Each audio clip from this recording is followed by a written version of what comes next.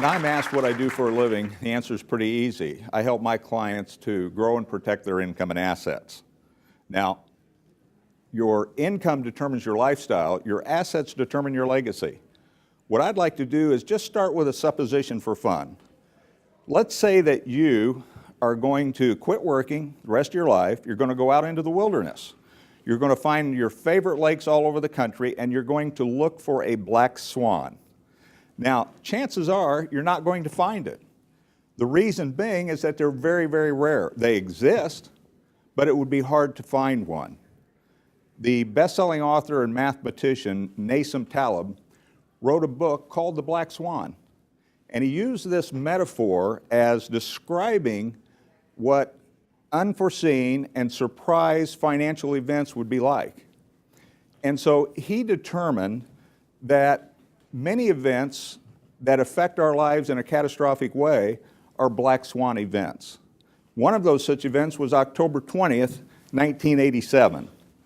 That was what's referred to as Black Monday. Now, it happened to be our youngest son's 7th birthday. It wasn't a black swan event because of that. It was a black swan event because of that day, the stock market fell 25%.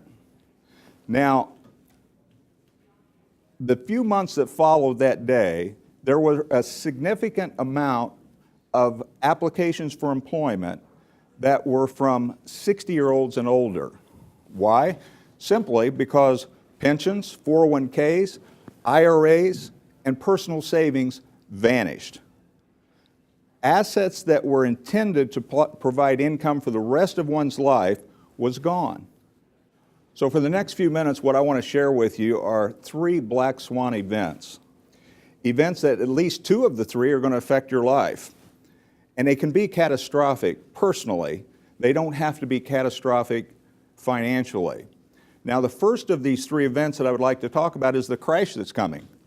Earlier in this meeting, we heard Harry Dent, a well-known economic forecaster, Harvard graduate, best-selling author, TV personality, and he believes that the black swan event that's coming is going to be an incredible crash, and he believes it's coming sooner than later. Now, whether he's right or wrong, my question to you is, if this should happen and when it should happen, will you be ready? Where will you be? Where will your broker be? Will you convince yourself that you should hold on and not sell? These are important questions.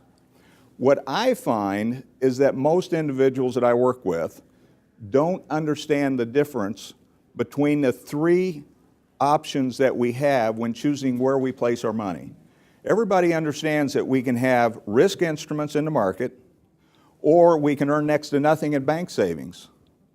But what I find is that few understand that there has been a hybrid of those 2. Now, let me give you a little bit of history. Let's go back about 40 years. We had unprecedented growth from 1980 to 2000, 2007, depending on how you look at that. What caused that? Literally 40 years ago, less than 10% of the adult population were invested in the market. Today, it's over 50%.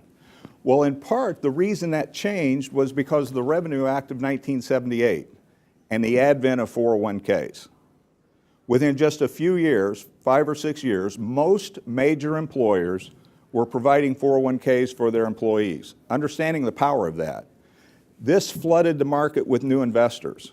Now you combine this with the post-war baby boomers like myself, who were reaching their peak income years, and you had all of the scenario for a lot of money going into market, making for this unprecedented growth. But when 1987 happened and we had this crash, people lost their retirement savings. Well, the insurance industry is a pretty smart industry, and it saw that it had a chance to develop a product that would protect the baby boomers in the future while allowing them to have the growth of the market. So they combined the 2 elements of the risk instruments that have the opportunity to grow when the market does well, but the guaranteed instruments where principal and a floor interest guarantee would protect their monies when the market tumbled. Now, if I go back a couple of years, I was asked to testify in a trial as an expert witness. It was a federal hearing. and it was in reference to these instruments. Now, what was interesting to me was this happened in the preparation for this trial. One of the attorneys asked me, he said, David, if these instruments are so good, why doesn't everybody have one? Well, you know what? I couldn't think of the answer to that. And in fact, I kind of thought, well, I pretty much like Rocky Road Haagen-Dazs ice cream. It's always in my freezer, but yet I bet not everybody has Haagen-Dazs Rocky Road ice cream in their freezer. Now, a few days after that particular conversation, I had one of my best clients come in to see me. And he had had these instruments for years.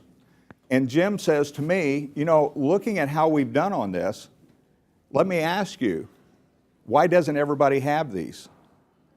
And so I thought about that, and I said to Jim, I said, you know, this is so different from what was said to me just a few days ago, if these are so good. And Jim says to me, these are so good, why doesn't everybody have one? And the answer is, I don't know. So I'm going to ask you, if you're here in the audience, or if you're watching this on video and you're 50 and older, let me know, why don't you have one? And also let me know why you don't have Rocky Road ice cream in your freezer. So let's talk about the second black swan event. And this one wears a lot of different hats, and it will affect every one of us here. My mother, coincidentally, October 19th, 1987, died with Alzheimer's. Now that wasn't a black swan event because we knew that was coming. But the black swan event was many years earlier when she was diagnosed. One of my best clients, Helen, she had retired as a school teacher, a voracious reader, often would work in her garden, began to lose her balance. Days later, went in for an exam, diagnosed with Lou Gehrig's, and a year later she was gone. These kinds of events are black swan events if we're not ready from an asset basis. And by the way, one of the things that we like to do in planning, if there's one strategy or one particular instrument that can solve a lot of different problems, that's a good thing for you. And one of those instruments is magical. J.C. Penney said if he hadn't had $3 million of this asset during the Depression, he wouldn't have survived the Depression, and J.C. Penney wouldn't be here today as a company.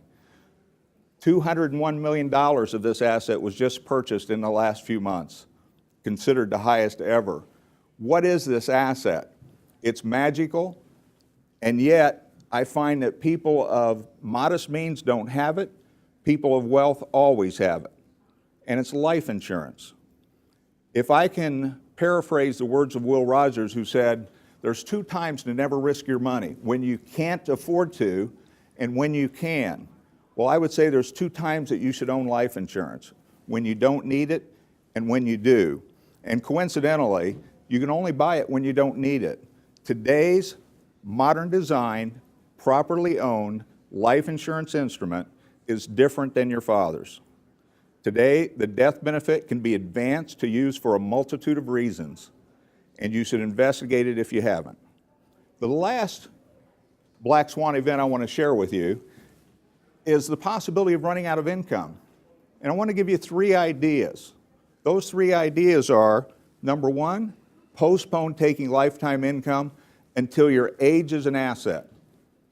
Oftentimes, your pension should be saved rather than exchanged for income. Secondly, postpone Social Security as long as you can, preferably to age 70. And if you're a husband and wife, use what we call the apply and suspend strategy. With this strategy, you can literally maximize your Social Security by one of you taking the spousal benefit at 66, while both of you wait to take your own benefits to 70.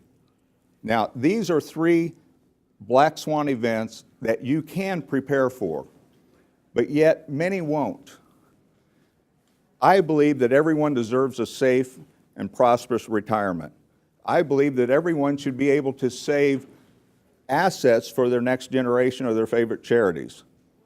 However, most people will put this off. The number one reason why people don't achieve these goals is that they have procrastinated.